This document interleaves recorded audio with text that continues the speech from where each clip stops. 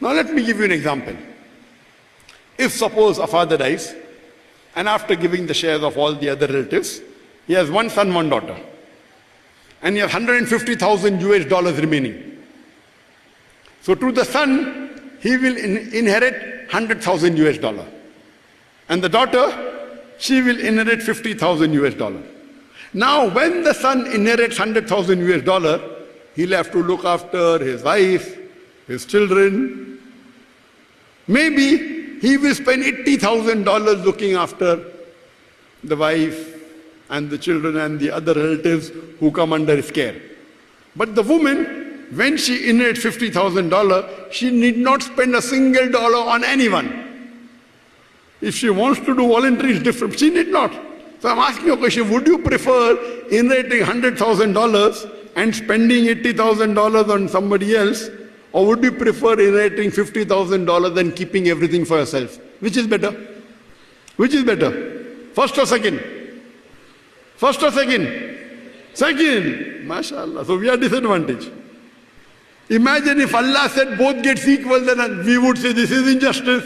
You lay shoulder on, you lay burden on a shoulder. We have to look after our wives, after children, maybe our parents, and you give same equal share. So Allah subhanahu wa ta'ala is unjust in the least degree. Surah Nisa chapter verse 40. So that's the reason in Islam, because Allah is just and the financial burden is not laid on the shoulder of the woman inherit half of that of the male counterpart, but yet financially they are more secured. The 17th most common question asked by the non-Muslim regarding Islam is that when Islam is such a logical religion, how do you believe in life after death? How can you prove the existence of life after death? And the reply to this question, I say that if you analyze the Quran, there are 6,236 verses in the Quran. Out of this, more than 1,000 speak about science. And if you put the Quran to the test of science, established science, we come to know hypothetically that 80% of the Quran has been proved to be 100% correct.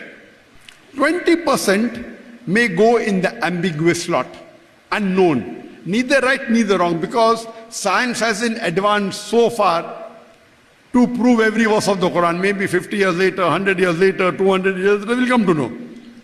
But my logic says, when 80% of the Quran has been proved to be 100% correct, not even 0.1% wrong, and the balance 20% is ambiguous, neither right, neither wrong. No one can prove even 0.1% wrong. So my logic says when 80% is 100% correct and proved to be scientifically correct, and 20% is ambiguous, unknown, my logic says that even this 20% will be correct. So when the Quran says there is life after death, it is not a blind belief. It's a logical belief. It's a scientific belief. Today science hasn't advanced to prove there is life after death. Quran says there is life after death. Quran says in Surah Mulk chapter number 6 and verse number 2, Alladhi khalaqal mawta wal hayata. It's Allah who has created death and life to test which of you is good in deeds. That means this life is a test for you.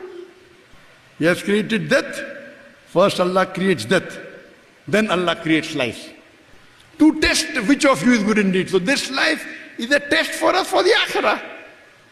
So Quran says there is life after death. Science hasn't proved it, I agree with you. Science hasn't proved about jinn. Science hasn't proved about angel. So my logic says when 80% is 100% correct and the balance 20% is ambiguous, neither right or wrong, my logic says inshallah this 20% which is ambiguous also will be 100% correct. Now today, let us try to prove logically about the concept of life after death.